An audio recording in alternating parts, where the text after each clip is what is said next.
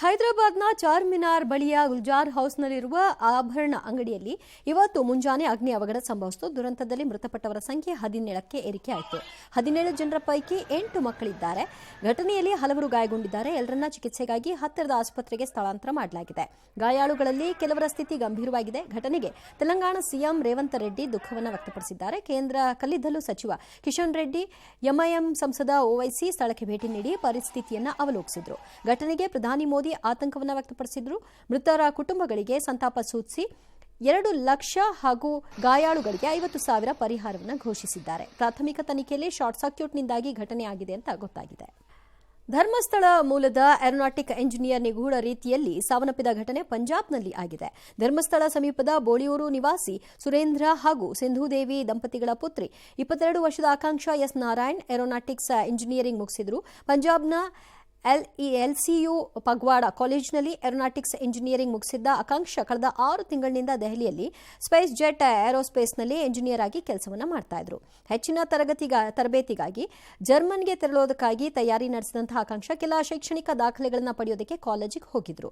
ಈ ವೇಳೆ ಹೆತ್ತವರು ಆಕೆಗೆ ಕರೆ ಮಾಡಿದ್ದು, ಕರೆ ಕಟ್ ಮಾಡಿ ಕಾಲೇಜೊಂದರಲ್ಲಿ ಇದ್ದೀನಿ ಅಂತ ಆಕೆ ಮೆಸೇಜ್ ಮಾಡಿದ್ದಾಳೆ. ಆ ಬಳಿಕ 2 ಗಂಟೆ ಸುಮಾರಿಗೆ ಕರೆ ಮಾಡಿದಾಗ ಆಕೆ ಕರೆ ಸ್ವೀಕಾರ ಮಾಡಲಿಲ್ಲ, ಮೆಸೇಜ್ ಕೂಡ ಮಾಡಲಿಲ್ಲ.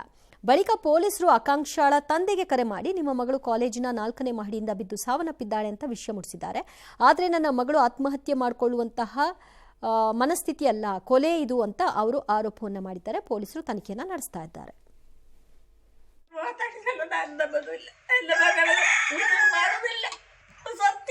ಅದಕ್ಕೆ ಬುದ್ಧಿ ಆದ್ರೆ ಏನು ದುರ್ಬುದ್ಧಿದ ಏನೂ ಇಲ್ಲ. ಅದು ಒಳ್ಳೆ ರೀತಿನೇ ನಡ್ದಿತ್ತು. ನಮಗ 11 ಗಂಟೆಗೆ ಸರ್ಟಿಫಿಕೇಟ್ ತೆಗಿಲಿಕ್ಕೆ ಪ್ರಿನ್ಸಿಪಾಲ್ ಆಫೀಸಿಗೆ ಹೋಗಿದೆ ಅಂತ ಬಂತು.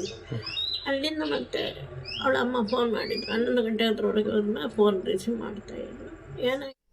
ರಿಕಿ ರಾಯ್ ಮೇಲಿನ ಗುಂಡಿನ ದಾಳಿ ಪ್ರಕರಣಕ್ಕೆ ಸಂಬಂಧಪಟ್ಟ ಹಾಗೆ ಈ ಕುರಿತು ವಿಚಾರಣೆಗೆ ಹಾಜರಾಗುವಂತೆ ರಿಕಿ ರಾಯ್ಗೆ ನೋಟಿಸ್ ಜಾರಿ ಮಾಡಲಾಗಿದೆ. ವಿಚಾರಣೆಗೆ ಹಾಜರಾಗಲು ರಿಕಿ ರಾಯ್ 20 ದಿನಗಳ ಕಾಲಾವಕಾಶ ಕೋರಿದ್ದಾರೆ. ಮೆಡಿಕಲ್ ರಿಪೋರ್ಟ್ ಕೊಟ್ಟು ಸಮಯಾವಕಾಶ ಕೇಳಿದ್ದಾರೆ ಅಂತ ರಾಮನಗರ ಎಸ್ಪಿ ಶ್ರೀನಿವಾಸ್ ಗೌಡ ಮಾಹಿತಿಯನ್ನು ನೀಡಿದ್ದಾರೆ. ರಿಕಿ ರಾಯ್ ಮೇಲೆ ಫೈರಿಂಗ್ ಪ್ರಕರಣ ಸಂಬಂಧ ಎಲ್ಲಾ ರೀತಿಯಲ್ಲೂ ತನಿಖೆ ನಡೆಸಲಾಗ್ತಾ ಇದೆ. ಕೆಲವೊಂದು ರಿಪೋರ್ಟ್ಗಳು ಬರಬೇಕಾಗಿದೆ. ಈ ಎಲ್ಲ ವರದಿಗಳು ಬಂದ ಬಳಿಕ ಚಾರ್ಜ್ ಶೀಟ್ ಫೈಲ್ ಮಾಡ್ತೀವಿ. ಜೊತೆಗೆ ರಿಕಿ ರಾಯ್ಗೆ ವಿಚಾರಣೆಗೆ ಹಾಜರಾಗುವಂತೆ ನೋಟಿಸ್ ಕೊಟ್ಟಿದ್ದೀವಿ. ಅವರು ಬಂದ ನಂತರ ತನಿಖೆ ಮುಂದುವರಿಸ್ತೀವಿ. ಪ್ರಕರಣದಲ್ಲಿ ವಿಠಲ್ ಪ್ರಮುಖ ಆರೋಪಿಯಾಗಿದ್ದಾರೆ. ಆತನನ್ನ ದಸ್ತಗಿರಿ ಮಾಡಿ ಈಗಾಗಲೇ ಜೈಲಿಗೆ ಬಿಟ್ಟಿದ್ದೀವಿ. ಕೆಲವೊಂದು ಸಾಕ್ಷ್ಯಾಧಾರಗಳನ್ನು FSLಗೆ ಕಳುಹಿಸಲಾಗಿದೆ. ಆ ವರದಿಗಳು ಬಂದ ಮೇಲೆ ಪ್ರಕರಣದ ತನಿಖೆ ಚುರುಕುಗೊಳ್ಳುತ್ತೆ ಅಂತ ತಿಳಿಸಿದ್ದಾರೆ. ಪ್ರಕರಣದಲ್ಲಿ ನಾವು ಇಲ್ಲಿ ತನಕ ಎಲ್ಲ ರೀತಿಯಾದಂತಹ ಪ್ರೊಸೀಜರ್ಗಳನ್ನ ಫಾಲೋ ಮಾಡಿದ ನಂತರ ನಾವು ಕೆಲವೊಂದು ರಿಪೋರ್ಟ್ಸ್ಗಳಿಗೆ ವೆಯ್ಟ್ ಮಾಡ್ತಾ ಇದ್ದೀವಿ. ಆ ರಿಪೋರ್ಟ್ಸ್ಗಳು ಬಂದ ನಂತರ ನಾವು ಮುಂದಿನ ಪ್ರೊಸೀಜರ್ಸ್ಗಳನ್ನ ಫಾಲೋ ಮಾಡ್ತೀವಿ, ಚಾರ್ಜ್ ಶೀಟ್ ಮಾಡ್ತೀವಿ. ಜೊತೆಗೆ ರಾಜ್ಯಾದ್ಯಂತ ಪೂರ್ವ ಮುಂಗಾರು ಮಳೆಯ ಅಬ್ಬರ ಜೋರಾಗಿದೆ. ನಿನ್ನೆ ರಾತ್ರಿ ಸುರಿದಂತಹ ಮಳೆಗೆ ಬೆಂಗಳೂರಿನ ಹಲವು ಕಡೆಯಲ್ಲಿ ಅವಾಂತರಗಳ ಸುರಿಮಳೆ. ಸಾಯಿ ಲೇಔಟ್ ಸಂಪೂರ್ಣ ಮುಳುಗಡೆಯಾಗಿದೆ. 20ಕ್ಕೂ ಹೆಚ್ಚು ಮನೆಗಳಿಗೆ ನೀರು ನುಗ್ಗಿದೆ. ಸಾಯಿ ಮಂದಿರಕ್ಕೂ ಜಲದಿಗ್ಬಂಧನ. ಪುಲಿಕೇಶಿ ನಗರದ NC ಕಾಲನಿಯಲ್ಲಿ 80ಕ್ಕೂ ಹೆಚ್ಚು ಮನೆಗಳು ನೀರು ಪಾಲಾಗಿದೆ. ಹೆಬ್ಬಾಳದ ರಸ್ತೆ ಕೆರೆಯಂತೆ ಮಾರ್ಪಟ್ಟಿದೆ. ಭಾರತೀನಗರದಲ್ಲಿ ಡ್ರೈನೇಜ್ ವಾಟರ್ ಮನೆಗೆ ನುಗ್ಗಿ ಜನರು ಪರದಾಡಿದ್ದಾರೆ. ಬೆಟ್ರಾಯನ್ಪುರದ ಟಾಟಾನಗರದ ರಸ್ತೆಯಲ್ಲಿ ಮಳೆ ನೀರು ನಿಂತಿತ್ತು. ಮಳೆ ನೀರಿನಲ್ಲಿ ಆಟೋ, ಕಾರು ಸಾಗಿವೆ. ಶ್ರೀರಾಂಪುರ ರಸ್ತೆಯಲ್ಲಿ ಚಲಿಸ್ತಾ ಇದ್ದ ಆಟೋ ಮೇಲೆ ಮರ ಬಿದ್ದಿದೆ, ವಿದ್ಯುತ್ ಕಂಬ ಬಿದ್ದಿದೆ. ಅದೃಷ್ಟವಶಾತ್ ಯಾರಿಗೂ ಏನೂ ಸಮಸ್ಯೆ ಆಗಿಲ್ಲ. ಇನ್ನು ದ್ವಿಚಕ್ರ ವಾಹನ ಚಾಲಕನೋರ್ವನಿಗೆ ಗಾಯವಾಗಿದೆ. ಜಯನಗರ ಬಳಿಯ ಈಸ್ಟ್ ಎಂಡ್ ಸರ್ಕಲ್ನಲ್ಲಿ ಬೃಹತ್ ಮರ ಆಟೋ ಮೇಲೆ ಬಿದ್ದಿದ್ದು ಆಟೋ ಜಖಮಾಗಿದೆ. ನಾಗವಾರ, ಪೀಣ್ಯ ಹಲವು ಕಡೆಗಳಲ್ಲಿ ಕೂಡ ಮನೆಗೆ ನೀರು ನುಗ್ಗಿದೆ.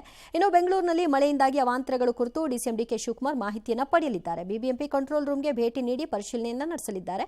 ರಾಜ್ಯದಲ್ಲಿ ಮುಂದಿನ 7 ದಿನ ಮಳೆಯಾಗುತ್ತೆ ಅಂತ ಹವಾಮಾನ ಇಲಾಖೆ ಮುನ್ಸೂಚನೆಯನ್ನು ಕೊಟ್ಟಿದೆ. ನನ್ನೆ 5-7 ಫೀಟ್ ನೀರಿತ್ತು. ಬಟ್ಟೆ ಎಲ್ಲ ತಗೊಂಡ್ಬಿಟ್ಟು ಮಮ್ಮಿ ಮನೆಗೆ ಹೋಗಿದ್ದಾರೆ. ನಾವು ಇದೇ ಪ್ರಾಬ್ಲಮ್ ಅಲ್ಲಿ ಇವೆಂಟ್ ಓಪನ್ ಮಾಡ್ತೀನಿ. 20-25 ವರ್ಷದಿಂದ ಇದೇ ಪ್ರಾಬ್ಲಮ್ ಇದೆ. ಇಲ್ಲಿ ಯಾವಾಗಲೂ ನಾವು ಈ ಕಷ್ಟ ಅನುಭವಿಸ್ತಾ ಇರಬೇಕು. ಯಾರು ಬರೋದಿಲ್ಲ, ಯಾರು ನೋಡೋದಿಲ್ಲ ಏನು ಅಂತ. ನೋಡಿ, ಹಂಗೆ ನೀರು ತುಂಬಿಕೊಂಡ್ರೆ ಗುಂಡಿ ಗೊತ್ತಾಗಲ್ಲ, ನಮ್ಗೇನು ಗೊತ್ತಾಗಲ್ಲ, ಏನಾದ್ರು ಆನ್ಸರ್ ಮಾಡೋದು. ಈಗಲೇ ತುಂಬ ಕಡೆ ಎಲ್ಲ ಕಡೆ ಆಟೋದವ್ರಿಗೆ ತೊಂದರೆ ಆಗ್ತದೆ. ಯಾಕೆಂದರೆ ಇನ್ನು ಹಾವೇರಿಯಲ್ಲಿ ಬಿರುಗಾಳಿ ಮಳೆಗೆ ಅಲೆಮಾರಿ ಕುಟುಂಬಗಳು ತತ್ತರಿಸಿ ಹೋಗಿವೆ. 10ಕ್ಕೂ ಅಧಿಕ ಕುಟುಂಬಗಳ ಜೋಪಡಿ ಕಿತ್ತು ಹೋಗಿದೆ. ಶಾಂತಿನಗರ ಮತ್ತು ಇಜಾರಿ ಲಖಮಾಪುರ ಹೊರವಲಯದಲ್ಲಿ ಸೂರು ಇಲ್ಲದೆ ಅಲೆಮಾರಿ ಕುಟುಂಬಗಳು ಬೀದಿಗೆ ಬಿದ್ದಿವೆ. ಮನೆಯ ಸಾಮಗ್ರಿಗಳು ಚೆಲ್ಲಾಪಿಲ್ಲಿಯಾಗಿದ್ದು ರಾತ್ರಿಯಿಡೀ ಜಾಗರಣೆ ಮಾಡಿದ್ದಾರೆ. ಶಾಶ್ವತ ಸೂರು ಕಲ್ಪಿಸುವಂತೆ ಸರ್ಕಾರಕ್ಕೆ ಆಗ್ರಹಿಸಿದ್ದಾರೆ. ಇತ್ತ ಬಳ್ಳಾರಿ ಜಿಲ್ಲೆಯಾದ್ಯಂತ ಕಳೆದ 2-3 ದಿನಗಳಿಂದ ನಿರಂತರವಾಗಿ ಭಾರೀ ಮಳೆ ಸುರಿತಾ ಇದೆ. ಹಳ್ಳ ಕೊಳ್ಳಗಳು ತುಂಬಿ ಹರಿತಿವೆ. ಸಿರಗುಪ್ಪ ತಾಲೂಕಿನ ರಾರಾವಿ ಗ್ರಾಮದ ಕುರುವಳ್ಳಿ ರಸ್ತೆಗೆ ಬರುವಂತಹ ಯಲ್ಲಮ್ಮನ ಹಳ್ಳ ತುಂಬಿ ಹರಿದಿದೆ. ಕರ್ನಾಟಕ ಆಂಧ್ರಕ್ಕೆ ಸಂಪರ್ಕ ಬಂದ್ ಆಗಿದೆ. 8ರಿಂದ 10 ಗ್ರಾಮಗಳ ಜನರಿಗೆ ಸಮಸ್ಯೆ ಉಂಟಾಗಿದೆ. ಬಳ್ಳಾರಿ ನಗರ ಹಾಗೂ ಗ್ರಾಮಾಂತರ ಪ್ರದೇಶದಲ್ಲಿ ರಾತ್ರಿಯಿಡೀ ಭಾರೀ ಮಳೆ ಸುರಿದಿದ್ದು ಜನಜೀವನ ಅಸ್ತವ್ಯಸ್ತವಾಗಿದೆ. ಜಿಲ್ಲಾ ಕ್ರೀಡಾಂಗಣ ರಸ್ತೆ ಹಾಗೂ ಸತ್ಯನಾರಾಯಣಪೇಟೆಯ ರೈಲ್ವೆ ಕೆಳಸೇತುವೆಯಲ್ಲಿ ನೀರು ನಿಂತಿದ್ದು ಸಂಚಾರಕ್ಕೆ ಅಡಚಣೆಯಾಗಿದೆ. ನಡು ನೀರಿನಲ್ಲೇ ವಾಹನ ಸವಾರರು ಹರಸಾಹಸ ಪಟ್ಟು ವಾಹನವನ್ನು ಚಲಾಯಿಸಿದ್ದಾರೆ. ಕನ್ನಡಿಗರನ್ನ ಕೆರಳಿಸಿ ಉಳಿದವರು ಉಂಟೆ ಎಂಬಂತೆ ಕನ್ನಡಿಗರ ಬಗ್ಗೆ ಹೋಟೆಲ್ ಡಿಸ್ಪ್ಲೇನಲ್ಲಿ ಅವಹೇಳನಕಾರಿ ಪದ ಬಳಕೆ ಮಾಡಿದ್ದ ಕೋರಮಂಗಲದ ಜಿಎಸ್ ಸೂಟ್ ಹೋಟೆಲ್ ಅನ್ನು ಪೊಲೀಸರು ಸೀಸ್ ಮಾಡಿ ಬೀಗ ಹಾಕಿದ್ದಾರೆ. ಹೋಟೆಲ್ನಲ್ಲಿ ವಾಸವಾಗಿದ್ದ ಗ್ರಾಹಕರಿಗೆ ರಾತ್ರೋರಾತ್ರಿ ರೂಮ್ಗಳಲ್ಲಿ ಖಾಲಿ ಮಾಡುವಂತೆ ಸೂಚನೆಯನ್ನು ಕೊಡಲಾಗಿದ್ದು ಕ್ಲೋಸ್ ಮಾಡಲಾಗಿದೆ. ಇನ್ನು ಹೋಟೆಲ್ನ ಮ್ಯಾನೇಜರ್ನನ್ನ ಬಂಧನಕ್ಕೆ ಒಳಪಡಿಸಿದ್ದಾರೆ. ಮಾಲೀಕ ಜಮ್ಸದ್ಗೆ ನೋಟಿಸ್ ಕೊಟ್ಟು ವಿಚಾರಣೆಗೆ ಬರುವಂತೆ ಸೂಚನೆ ಕೊಡಲಾಗಿದೆ. ಕೊಪ್ಪಳದ ಚಿಲಕಮುಖಿ ಗ್ರಾಮದಲ್ಲಿ ಕುಟುಂಬಗಳ ಬಹಿಷ್ಕಾರ ಹೆಚ್ಚಾಗ್ತಾ ಇದೆ. ಬಾಲ್ಯ ವಿವಾಹ ಧಿಕ್ಕರಿಸಿದ ಮಂಜುಳಾ ಪ್ರೀತಿಸಿದ ಹನುಮಂತನ ಜೊತೆ ಓಡಿ ಹೋಗಿ ಮದುವೆ ಆಗಿದ್ರು. ಅಂದಿನಿಂದ ಅವರ ಕುಟುಂಬಕ್ಕೆ ಅಲೆಮಾರಿ ಸಮಾಜದ ಹಿರಿಯರು ಬಹಿಷ್ಕಾರ ಹಾಕಿದ್ರು. ಕಳೆದ 4 ತಿಂಗಳ ಹಿಂದಷ್ಟೇ ಗ್ರಾಮಕ್ಕೆ ವಾಪಸ್ಸಾಗಿದ್ದಾರೆ. ರಾಜಿಯಾದ ಬಳಿಕವೂ ಸಮಾಜ ಅವರನ್ನ ಮತ್ತೆ ಬಹಿಷ್ಕಾರ ಹಾಕಿದೆ. ಈ ಹಿನ್ನೆಲೆಯಲ್ಲಿ ಇಬ್ಬರು ಕೂಡ ಕಣ್ಣೀರು ಹಾಕಿದ್ದಾರೆ.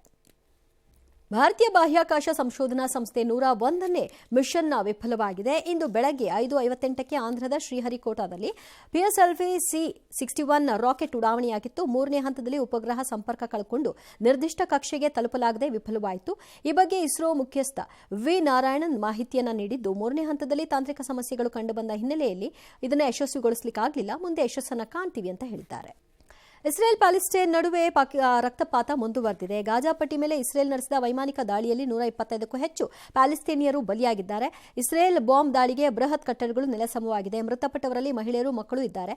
ಇಸ್ರೇಲ್ ಒತ್ತೆಯಾಳುಗಳನ್ನು ಬಿಡುಗಡೆ ಮಾಡುವಂತೆ ತಾತ್ಕಾಲಿಕ ಕದನ ವಿರಾಮ ಒಪ್ಪಿಕೊಳ್ಳುವಂತೆ ಹಮಾಸ್ ಮೇಲೆ ಒತ್ತಡ ಹೇರುವ ಉದ್ದೇಶ ಇದೆ ಅನ್ನಲಾಗುತ್ತಿದೆ.